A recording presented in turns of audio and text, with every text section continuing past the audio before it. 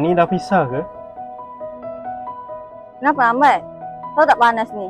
Pukul berapa dah sekarang ni? Maaf kak, tadi on the way nak datang sini kereta ada masalah. Sebab tu lambat sikit. Banyak pula alasan. Dah, lambat dah ni.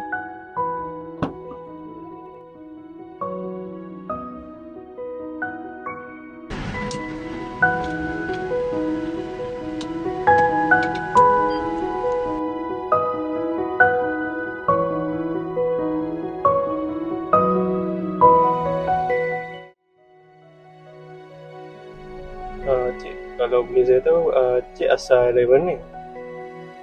Mak tanyalah. Bawa je lah. Kalau macam tu, tak apalah cik. Maafkan saya.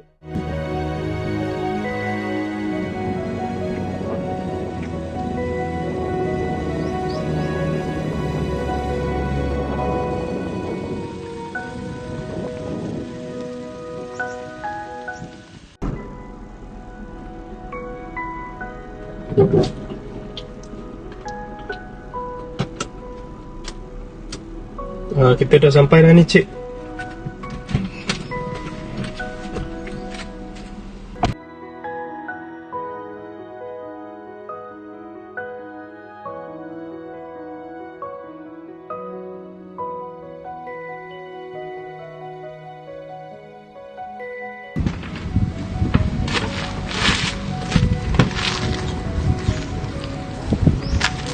Cik,